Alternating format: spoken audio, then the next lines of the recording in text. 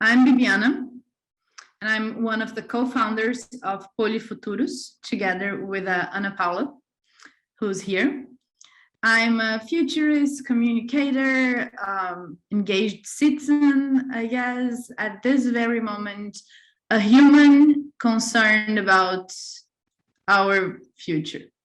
I think it's the best way to describe it. And I'll ask Ana to introduce herself. Hello, I'm Ana Paula. I'm a Black Brazilian woman. I'm a historian, teacher, designer. I have a master's degree in technology, and I research Afrofuturism, work with futurism in education mostly.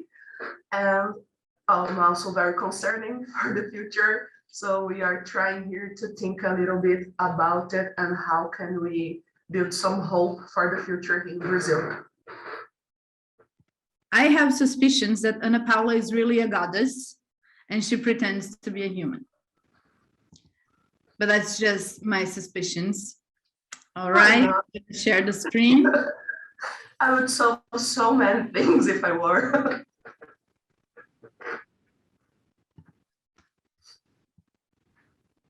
Can you guys see my screen? Yes. Yes, all good. Perfect. So we start with a very optimistic sentence here. The future is that. That's a personal belief of mine, and I believe my coworkers share with me. We are at a point in time where the futures we had constructed or futures that had been said to us no longer apply. We've just been through a pandemic, we're going through a climate crisis, there's economic recession anywhere. If you're anywhere between 25 and 40, your generation probably couldn't buy a house. It's worse than ever. So what do we do about a future that is that? Long live the futures. We heal it, we build it again. And I took a note from the book of the Japaneses with the kintsugi to fix it, or in this case, to heal it with gold. It's our understanding in Poli.Futuros that we need to build new things together. And the thing is, it needs to be plural, it needs to be diverse, it needs to be imagined and built by us collectively.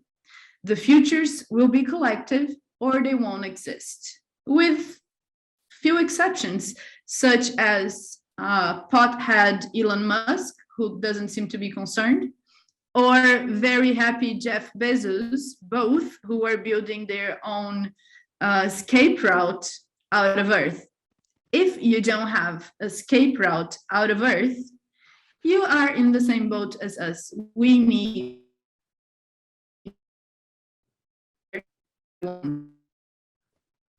usually in these sessions, people come to talk about what they did, how fantastic it was. I, as a storyteller and most of all a story lover, like to hear about the house, how they did it, how they made it. I usually forget the endings of the movies, but I know those little details and no one does. But as Simon Sinek says, the important thing here is the why. Why are we doing? So we're going to start with the why, right?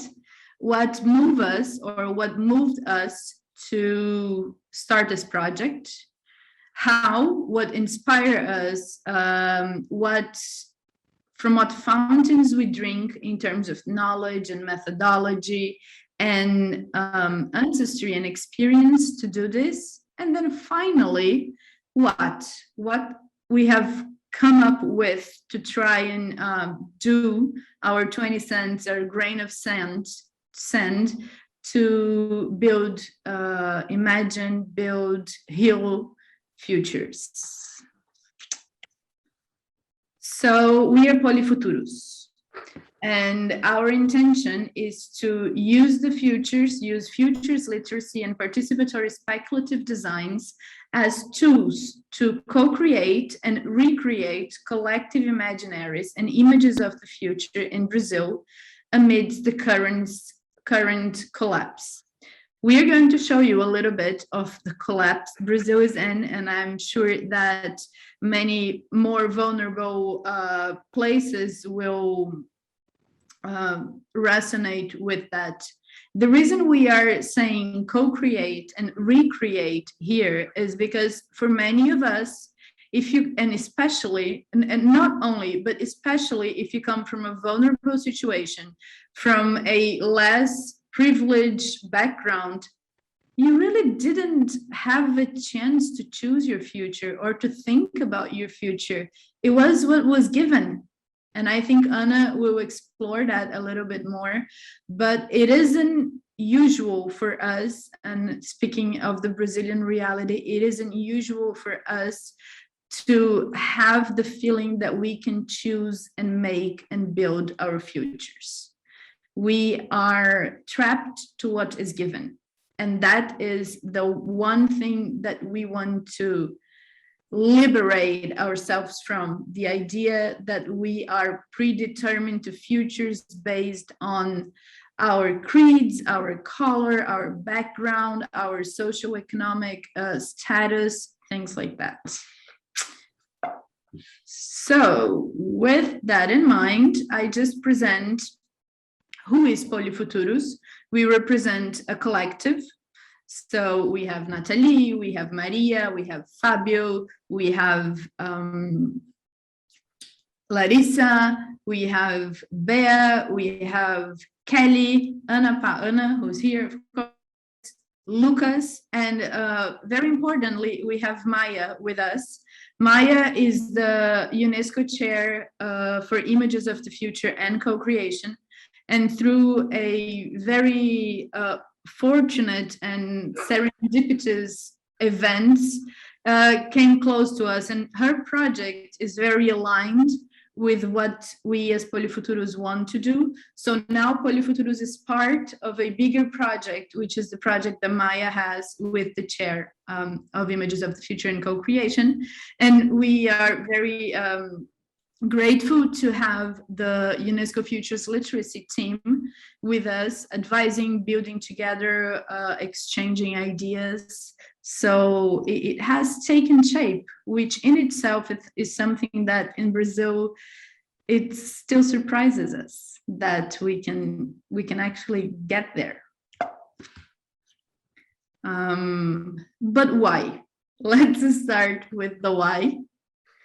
And then I'll hand it to Ana for Ana to give her perspective as a woman, as a Black woman, as a historian, as a PhD on what is Brazil. So we can start from a common ground understanding, because when we think about futures and we talk futures, it is very different if you're an American, if you're an European, or if, for example.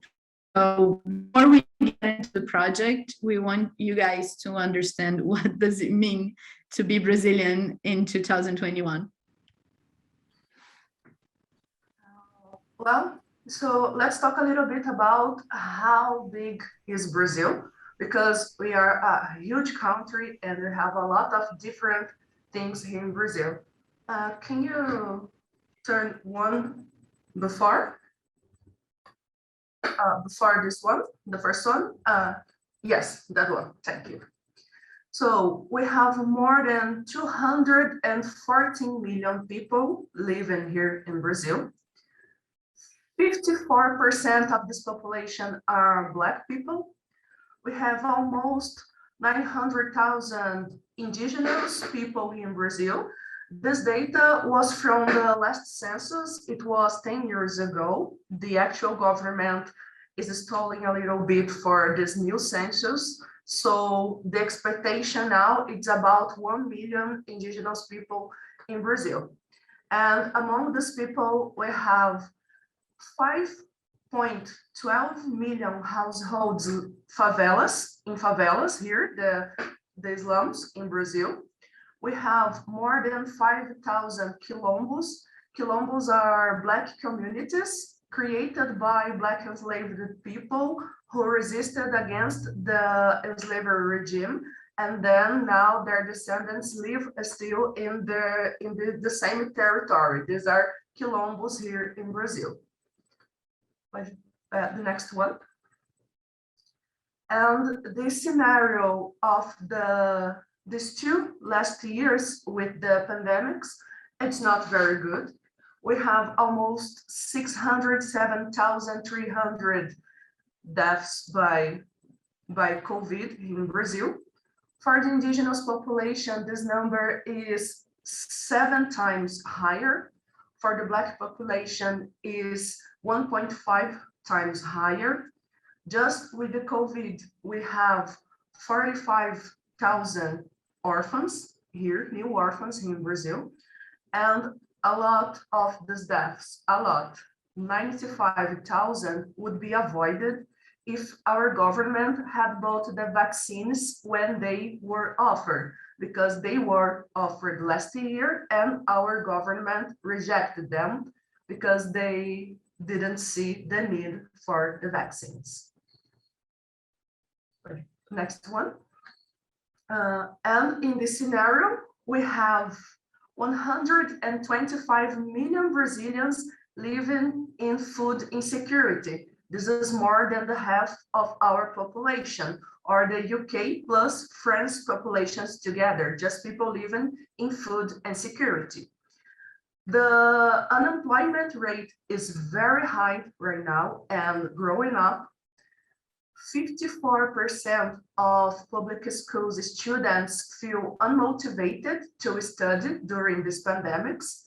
And this year we have a huge cut on the education budget, on the cut for the universities, to research, to science. So it's very hard to work with science in Brazil and with research right now. Next one. Nonetheless, Brazil did produce the vaccines that weren't bought. We produced, but we didn't buy. And one Black Brazilian scientist was amongst the group of women that developed the vaccine worldwide.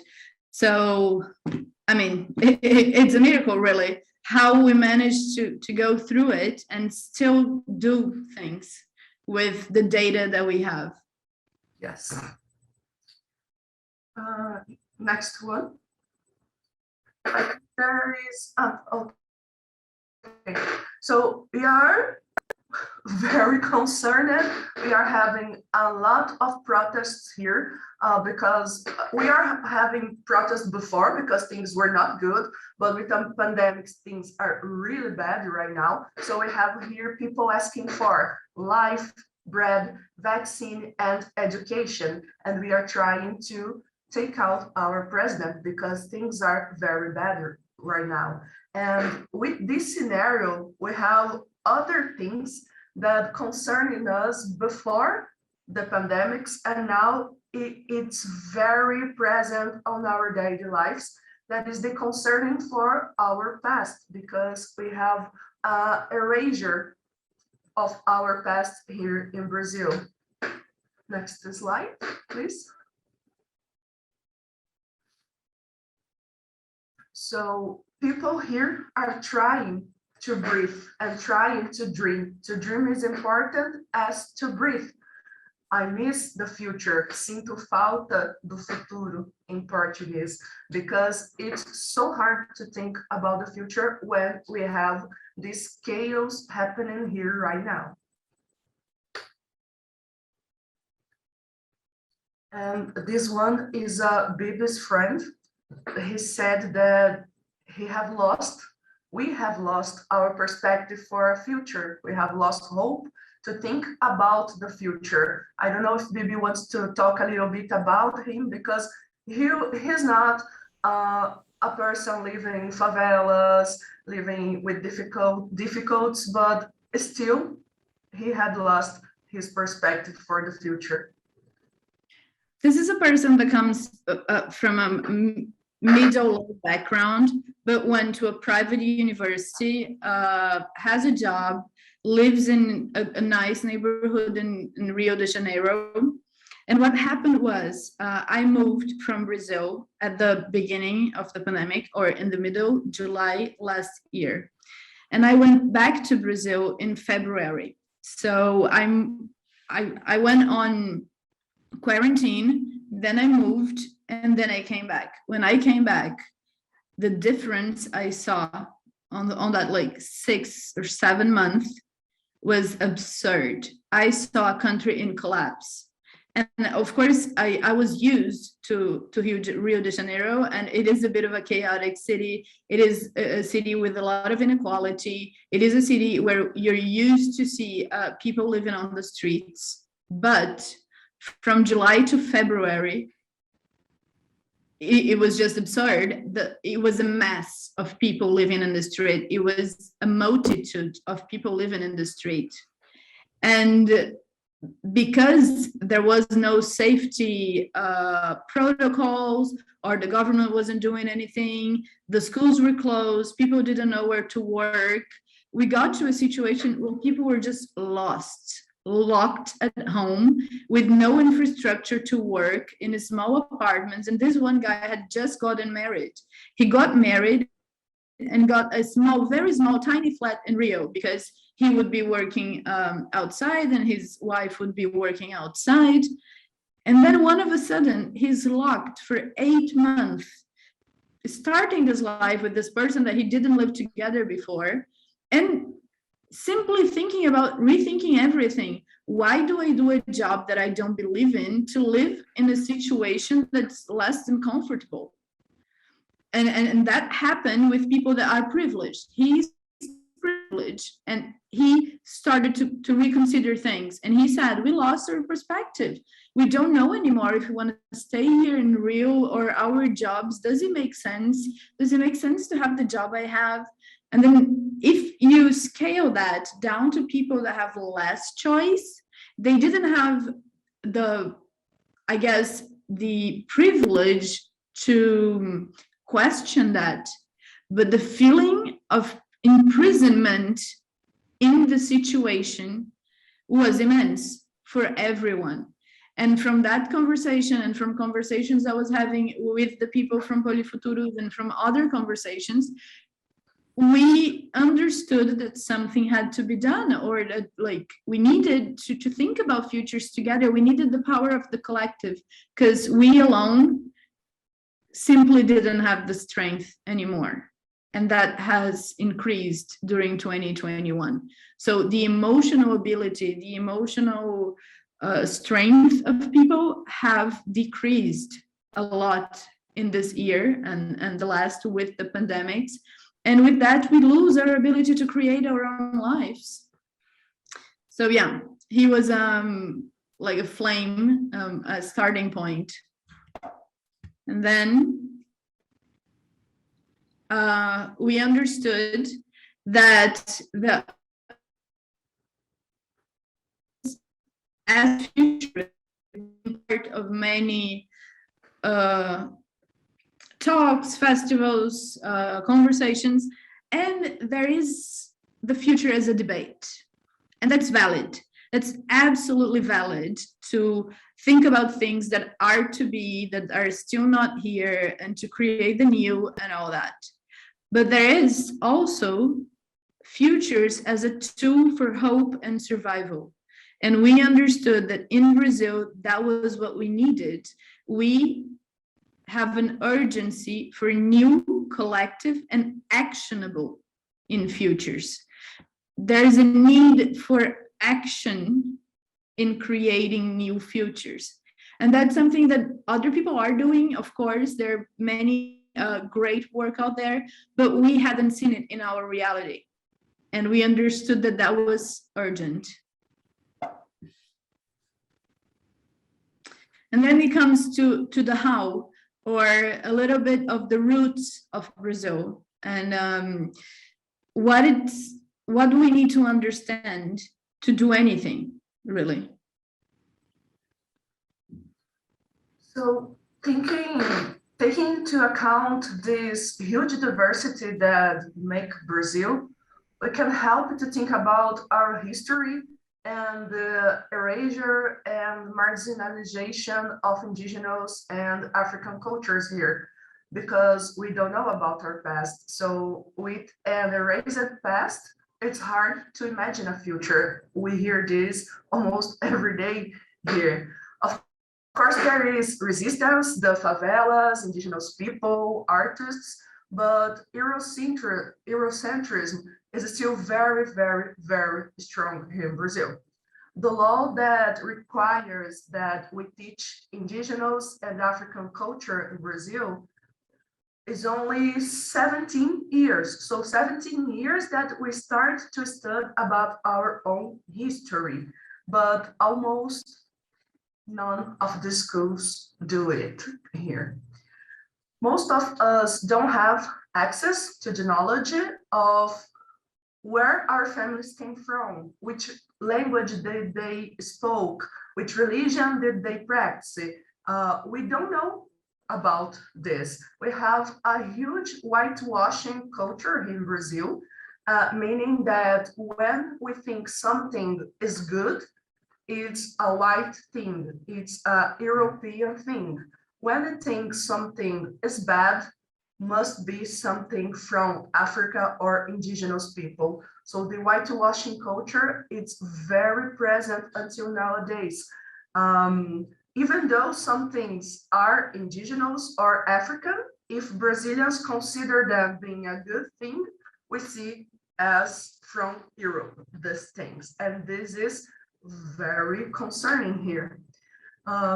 So we study more about European history than Brazilian history. And how can we think about futures not knowing where do we came from? We have a lot of people thinking about this, and one of these people are Lélia Gonzalez, who bring us the concept of Americanity. Americanity means Ame to America, the indigenous people who are living here before the Portuguese, and Africanity from the African people who are brought here for with the Portuguese. And Lélia says that we have this huge background with indigenous, African, and European, but and this is very important to understand, but not even Americanity can handle all this diversity, but it's a start. And it's a path, also one of the paths that we choose to think about futures in Poli.Futuros. Lélia says that Americanity bring out different traditions of resistance. And with this scenario that we have now, resistance is very important. Resistance brings hope to us in order to think about the future. Next one. Another concept that we have here, and it's very important, is ancestrality. But it's a concept from a Brazilian philosopher, Eduardo Oliveira.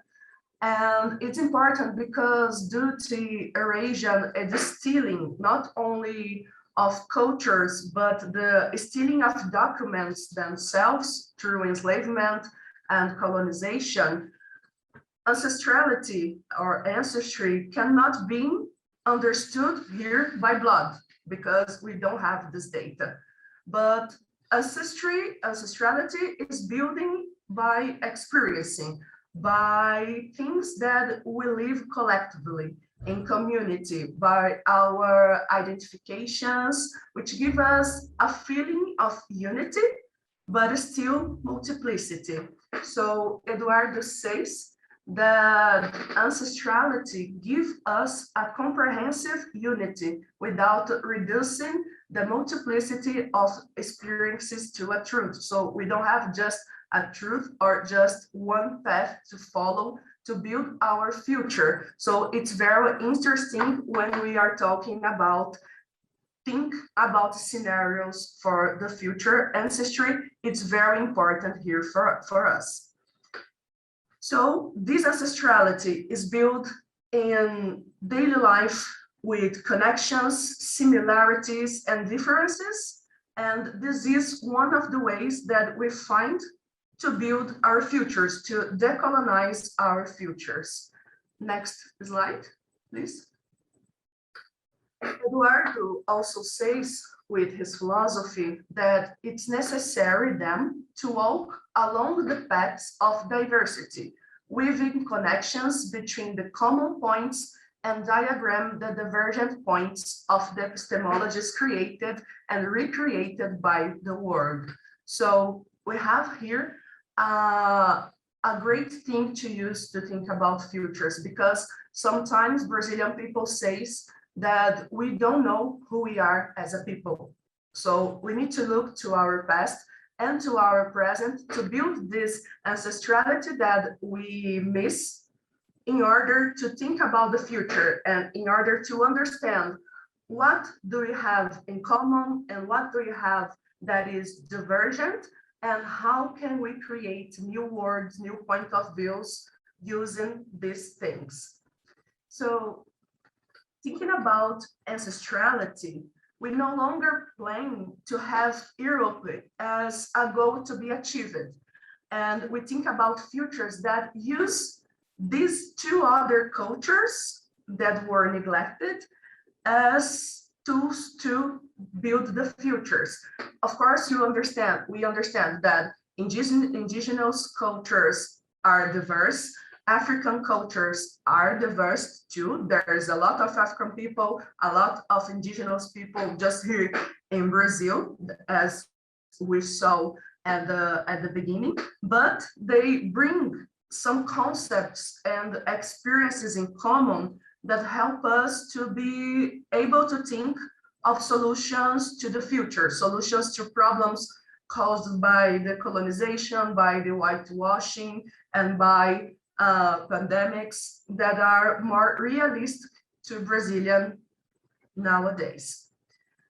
These cultures teach us, for example, that we live in community, and that is the only way we can think about better scenarios. We need to think as a community. There's no way I will talk about just an individual and be able to plan my future in Brazil, because don't work in this way here. We need to think about community, favelas, indigenous people, quilombos. We need to think as a community here. And they also teach us, these two people, African and indigenous, that there is diversity and it's okay. We are all Brazilians, but we are different from each other. Each region is different, with each religion is different, and it's okay for us to live together and build different futures for us. And the need of respect for this diversity here. Both of these cultures teach us too that there's no need to think in the world as a binary thing. There's no need for us to just think about men and women, good and bad, not even past and future, because past and future are not opposites. They live together and complete each other. That's why here in Poli.Futuros, we think always about the future as ancestral futures. We can use all these knowledges that we don't have access, or we didn't have access until nowadays, to think about how can we bring some hope and how can we imagine new futures for us.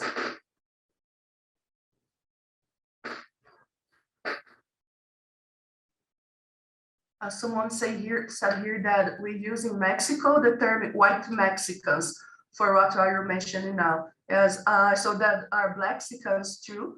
I don't know a lot about Mexico history concerning the white and black people, but I'm catching up. I think it was last week I was watching a documentary about Mexicans, and there are very things similar here in Brazil. Yes, exactly. Like totally, we use that term because we have like we're a mix of a lot of Mexicans, right? But we have indigenous communities as well, and we have like more like of the white Mexicans. I myself, I'm half Spanish. My mom is Spanish, so I'm like also like this confusing identity right there. And I think yeah, it resonates a lot with me and your story about Brazil for sure. And then finally, we get to the what, which is the project and how we structured it.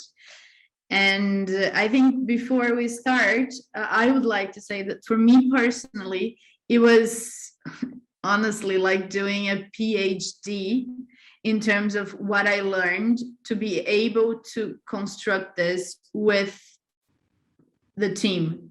What Anna brings was something that I had to decolonize my own assumptions. I had to decolonize my own way of seeing things before we could arrive to a format. So that's why we think it was so important to present in that order.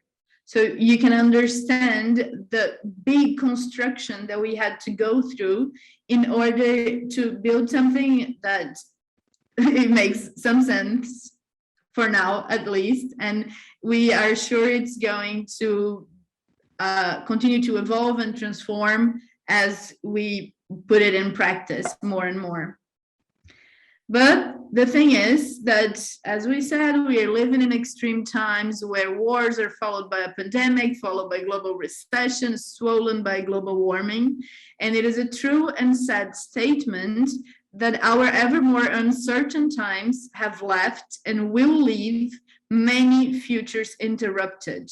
Or the idea that future is interrupted, or the idea that loss of perspective, that need to reinvent or to recreate or to take it out of the hat, something new to do with your life because you completely lost track of where you're going, what were you doing. So we understand that here is where the ability to reconstruct futures becomes so fundamental, because it's not to dream, it is a survival mechanism for us to be able to, one, resist, go through, and build better things for us. So that understanding is something that really hit hard for us.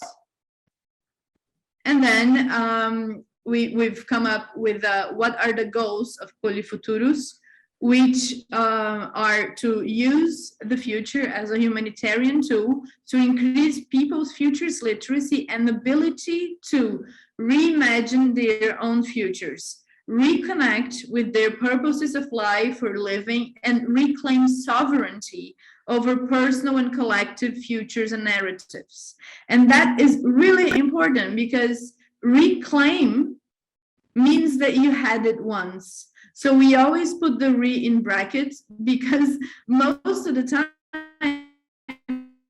the reality that we live in is that no one ever claims sovereignty over their lives and futures and narratives. And it's the first time.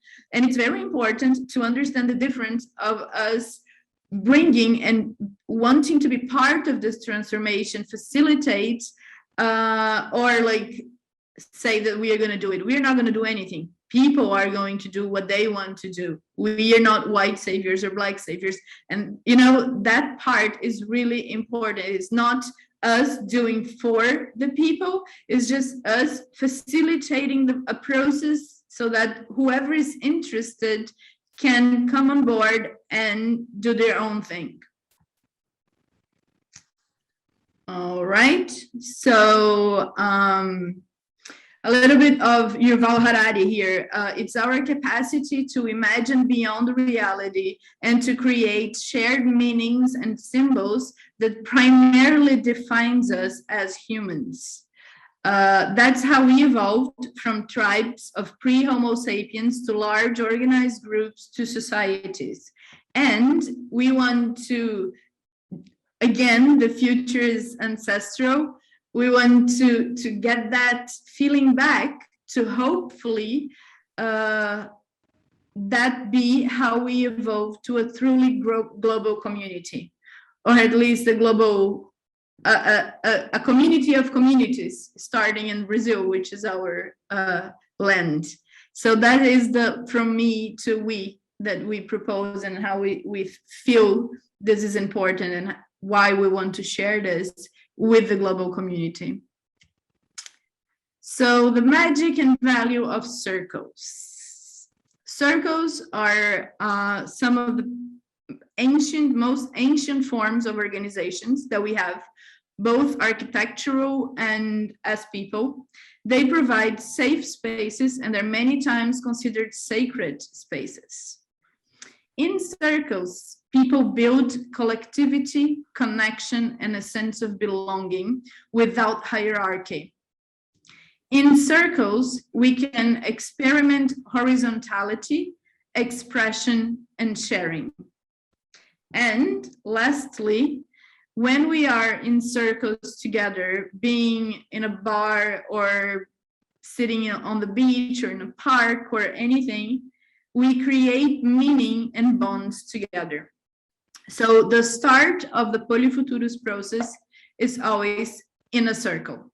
We invite different communities, and it's always with local champions. So we invite people to be part of a circle. And what does that mean? It means that we all have a voice and a space. There's no right or wrong. People can bring their truths. There is justice and sharing of knowledge. We all have a lot to contribute, share, and learn from one another. It is an interview. It isn't something that people are participating and we are them. No, everyone that's in the circle is in the circle. It is a safe space with no judgments, and people can bring their creativity, their kindness, and their affection to build together something. And kids and pets are always allowed. So we invite people for circles. But who is people? Well, what are we talking about?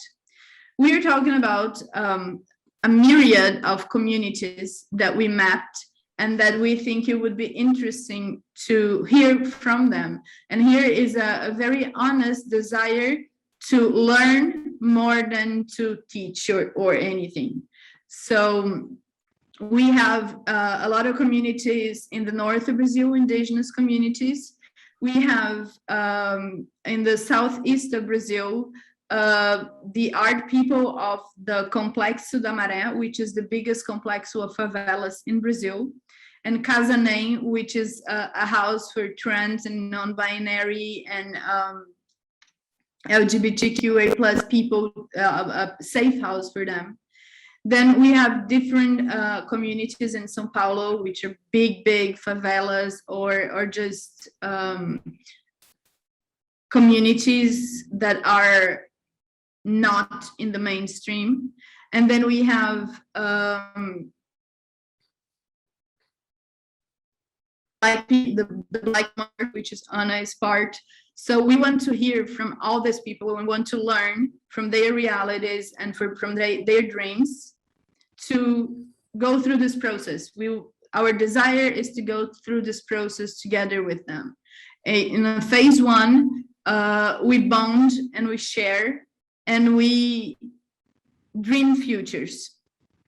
But dreaming futures is not always enough, because our dreams comes with constraints. It comes with assumptions that we need to decolonize. So after we dream the futures, we need to analyze and we need to decolonize ourselves in order to see if we're dreaming too small, because we were taught to dream too small. Then we can go through a process of healing and reimagining, and the idea that the way we want to do this is through art production from the communities in the way they like to express themselves, being music, writing, dancing, painting, whatever. So then we would have what we're calling future galleries, or exhibitions of these futures created and materialized in the form of art that can act as distribution of hope. because when I see myself in others, or when I see something that resonates on me, I feel that I'm not alone. And at the very end of the process, the dream is that we have houses of futures in these communities, which means the people that went through the process define their goals, define what they want to, and keep the action, because it needs to be actionable, right? It cannot only be an experience of painting things together and building Legos. It has to be actionable. And we put this in the linear way, but we can also understand it as a circular thing, or even more aligned. It would be a ascendant spiral, where at every circle that we have, we join to the next and we learn, and that's a feedback loop that is always growing until a point where we have a lot of what we are calling future houses, or a lot of actions and communities interconnected and exchanging between themselves. And just to give you a little idea of what we do, on the first phase, we use some methodologies. They're not even futures. We use art of hosting, most and foremost, which is the idea that we are not facilitators, we're not mediators, we are just hosts that are part of the process. And as hosts, we have certain, we are guardians of the values of the rodas, or the circles, to guarantee that there will be respect, that there will be connection, even though it might be disagreement. Disagreements are not something that we want to avoid. We want to have them. We just want respect to happen. We use structured open conversations to do that, and participatory action research, which is another way of saying that we are not outsiders of the process.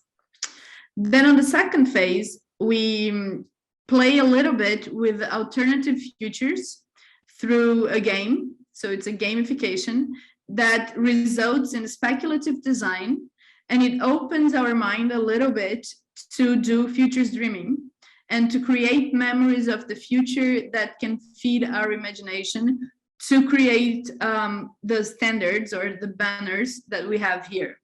So in this one, this third banner here, it says, people have rights 2034. That's something that came of our first roda. When you look at this, there are a lot of things here. So if in 2034 they have rights, what rights don't we have now? What rights people don't have? What is missing? What are the things here that should be happening and are not? So this is where decolonial theory comes in, for us to try and understand what are the biases that are binding us, and breakdown, which is very important. So we don't move forward with futures that are colonized by our own bias. And then lastly, we collectively define goals, actions, and next steps for each community, for each circle, for each group of individuals. So that is very specific. And then just to show you guys, coming to an end, I think we'll have a little bit of time for a Q&A. Our next rodas, this is the launching, the international launching of the project. Our next, we have 3 next rodas prepared. We have one roda that's going to be virtual, and it's going to happen with Brazilians, and then in Belgium as well, with the UNESCO Chair of Images of the Future and Co-Creation in Maya, which is the fear of the other. We've experienced recently a lot of xenophobia situations, both in our personal lives, many people in the group, and close by. And if you go to the etymology of xenophobia, what it means is fear of the other. So we want to have some circles to explore the different expressions of xenophobia and why do they happen? What it is so scary about the other that's not me, and why do I consider it the other? Like, what's going on here that separates us? Then we have the Black Parade in Curitiba. We are very excited about that. And I can speak a little bit more about the plans for the Roda there. Yes, so next month is the Black Pride Month here in Brazil. And we have, every year, we have the Afro Parade here, the Afro Pride Parade.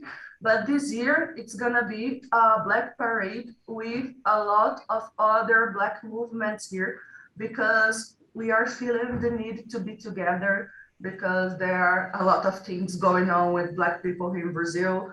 A lot of those people living in food insecurity are Black. Food is very, very expensive. Medicine is very expensive. Everything is very expensive now in Brazil.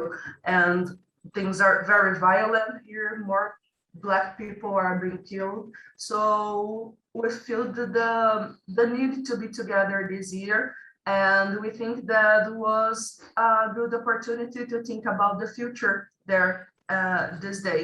So we're gonna do a roda, a circle, to think about the future, to talk about all this pain that we are living on right now, and try to get some hope from being together and try to think about our future here. Curitiba is at south of Brazil, southern Brazil, and here the most part of the population are white, but Black people exists here, but Brazil say there are no Black people living here at southern Brazil. So it's very important for us to think about our future here, to show that we exist and that we are doing something for our own community, and asking for the politicians and trying to understand what you are living right now, because it's been hard to understand, and thinking about what can we do together for a better future. So it's not gonna be just the Afro Pride, it's gonna be the Black feminist, Afro Pride, the general. Yes, Curitiba is known for their innovation. Yes, but it's very hard to be a Black people or a Black person or Indigenous person here, because sometimes they don't even know or admit that we exist. So there are no public politics for us. It's very bad right now to live here. It's a good and beautiful city, but it's not for everyone.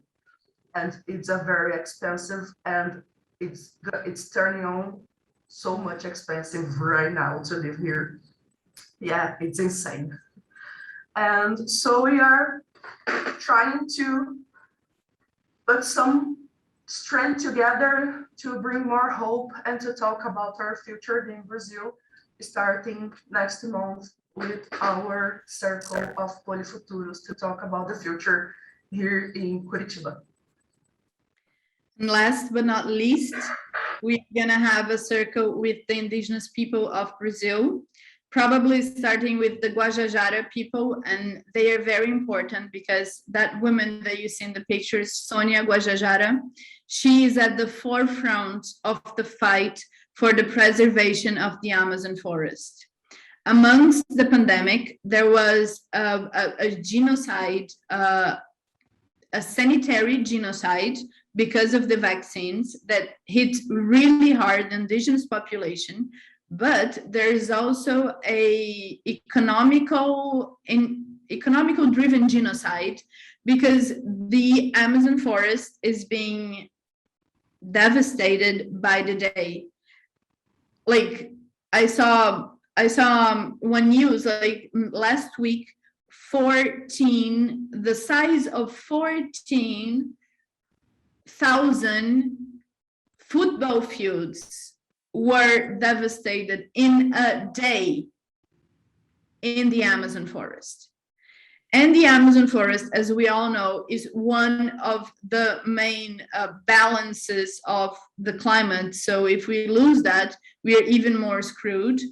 And if Brazil ever do something to heal that situation, it will be because of the indigenous people and their fight and their resistance against all odds, because they have been on that for like 600 years since the Portuguese first arrived. There's been a fight to live. So that's another roda that we are very, very interested in.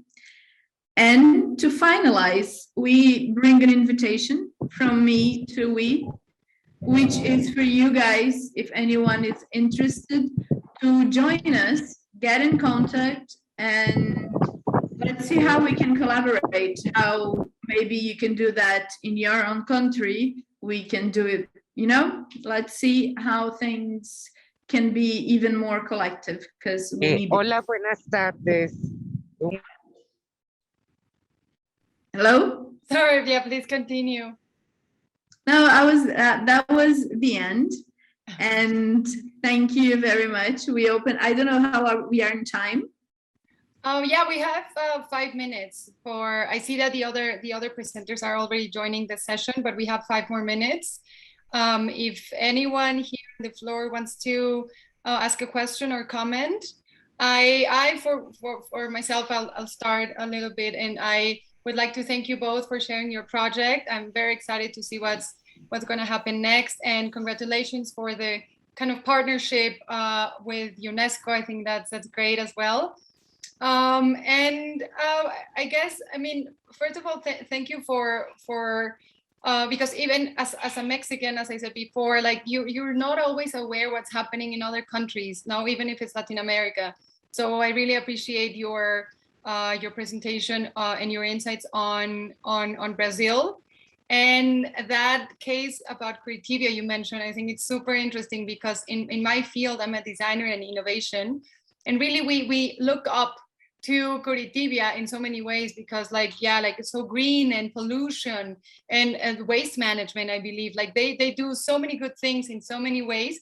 But again, like it's the same thing that nobody ever mentions outside, right? Like outside, you say, you as a Curitiba know, or like people from that place know that, but nobody globally tells the full story ever. And I think that for me is like, it was a bit of a shock. And of course, also like, yeah, you know what I mean? So I think, yeah, it's just so very interesting what your project is exploring right now.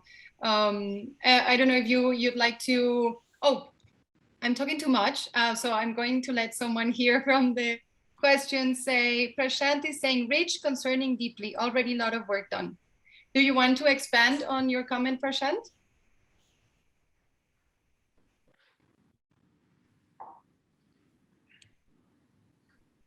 If you want to. Right. Okay, good. Yes, I didn't want to put you in the spot. Yeah, I've known Bibi since quite some time now, past many months. And it's nice to see so much has been done right from the point of inflection, that is the emotional trigger, until something now, which is the tangibility of it. So it's immense, the work that has been done. Thank you, Prashant. Yeah, it was, wait, am I on mute or no? No, we can hear you. Thank you very much. Yeah, it was very hard work that we hope to be able to continue and bring results and transformations and changes, even if in the life of one person, that would be incredible for us. But it's hard. I think it's a good thing for us to discuss in the futures communities the role of activism, and how can we support projects like this. Not only this, but how can we support projects like this? How can we support people that want to make the transformation but don't have the means, or don't have the access, or don't have, you know, a lot of things? Because it was a build-up, as Graciela mentioned. It was a super build-up until we were able to talk to someone at UNESCO.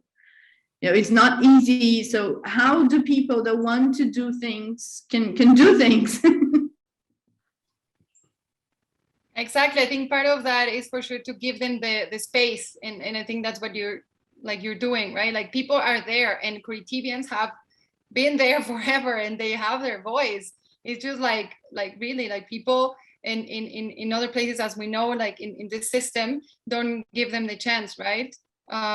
This festival is part of that, trying to give your project, even though UNESCO is going to also do a great job with that, but like give your project kind of like also boost, like that people know what you're doing, right? And support you as much as you can.